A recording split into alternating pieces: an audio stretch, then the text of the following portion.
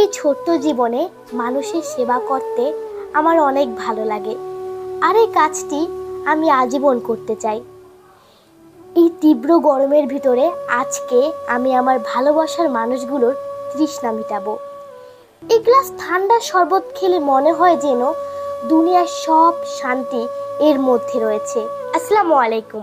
আমি এসে পড়েছি ঠান্ডা শরবত বানানোর জন্য যা যা প্রয়োজন তা কিনতে। আমি আমার ভালোবাসার মানুষগুলোকে যা খাওয়াবো তা সব হবে স্বাস্থ্যসম্মত এবং পরিষ্কার পরিচ্ছন্ন।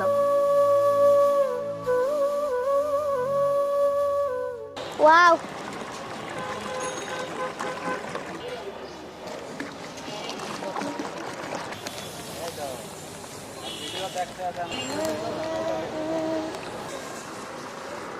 গাইস এখন আমি দিচ্ছি ট্যাং। ওকে গাইস, এখন আমরা লেড়ে নিচ্ছি। গাইস, আমরা কিন্তু 1 থেকে 1,500-এর মতো মানুষদের জন্য শরবত বানাচ্ছি, আর আমরা চেষ্টা করেছি খুব পরিষ্কার পরিচ্ছন্নভাবে এবং স্বাস্থ্যসম্মতভাবে শরবত বানানোর। গাইস, এখন কিন্তু আমি লেবুর রস দিতেছি, যেটা মেইন আইটেম শরবতের জন্য।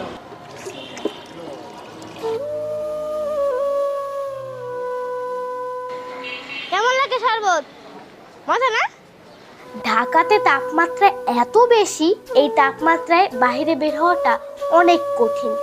অথচ দেখুন, এই মানুষগুলো জীবিকার তাগিদে রাস্তায় বের হয়। এটা কিন্তু শুধু গরিবের জন্য না, সবাই খেতে পারবে, কারণ এই তীব্র গরমের ভিতরে কিন্তু সবাই বের হয় এবং সবারই গরম লাগে। তাদের কিছু ঠান্ডা লাগে, মানে ঠান্ডা শরবত বলেন বা ঠান্ডা কিছু লাগে, তো তার জন্য এখানে আমরা হলো ঠান্ডা শরবত বিতরণ করতেছি। সবাই টিপতে ভরে খান, যত গ্লাস লাগে তত গ্লাস খাবেন। তাই আমি তাদেরকে সাময়িকভাবে শান্তি দেওয়ার জন্য এই উদ্যোগ নিয়েছি। জানি না কতখানি পেরেছি, কিন্তু আমি আমার মন থেকে চেষ্টা করেছি। খায় দেখেন কেমন লাগে।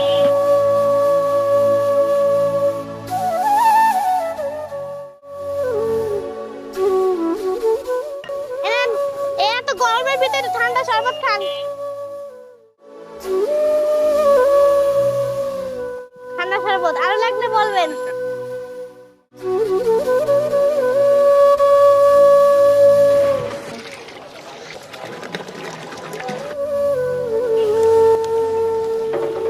কেমন লাগতেছে শরবতটা? শরবত অনেক অনেক ভালো লাগছে। অনেক ভালো। আর খাবেন? আচ্ছা, না আপনারা এখানে থাকেন, আমি আপনাদেরকে দিয়ে দিতেছি।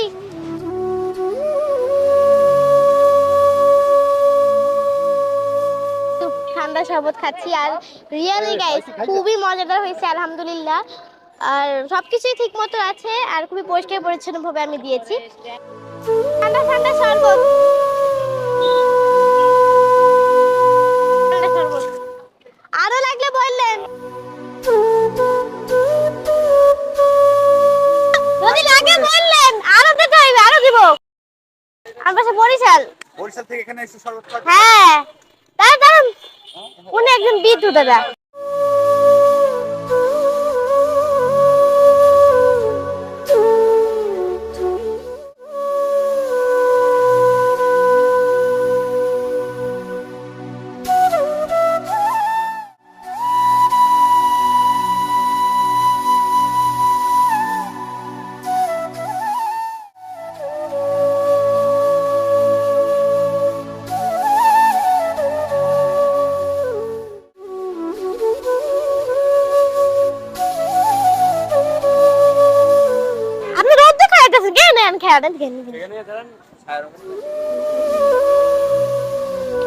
এই শরবত কিন্তু সবার জন্য, যারা ভ্যান চালায়, রিক্সা চালায় বা সিএনজি চালায়, সবার জন্য। যারা পথচারী আছে তাদের জন্য। আপনারা কিন্তু আনলিমিটেড খেতে পারবেন।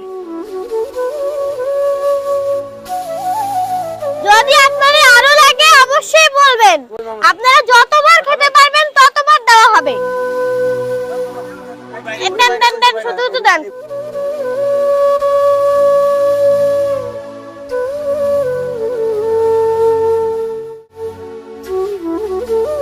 আমার কাছে খুবই ভালো লাগছে, আর আমি যে এরকম কাজ আমি আরো বেশি বেশি করে করি। আমার খুদে ভক্তরা বাসা থেকে চলে এসেছে আমার এই শরবত খেতে। এই নেন শরবত, খান, তৃপ্তি বইলা খান। আর আমি চেষ্টা করেছি খুবই পরিষ্কার পরিচ্ছন্ন ভাবে, স্বাস্থ্যসম্মত ভাবে শরবত তৈরি করতে। জানি না কতটুকু পেরেছি, বাট আমি অনেক চেষ্টা করেছি।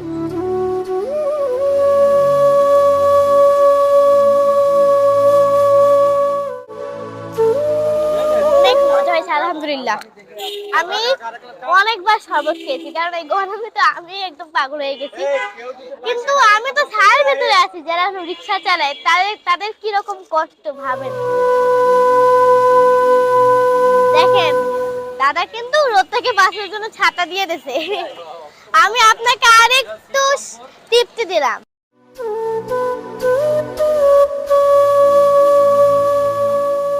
আমরা বিলাইছি, আজকে আমরাই খাই। আচ্ছা দাদা আবার মাথার ভিতরে ছাতা গজাইছে দাদা। শরবত খেয়ে যান, সবাই শরবত খেয়ে যান। সবার জন্য যত খুশি তত খাবেন। আসেন আসেন আঙ্কেল, আসেন আসেন আসেন, সব খেয়ে যান, একেবারে বিশুদ্ধ পানির এখন শরবত।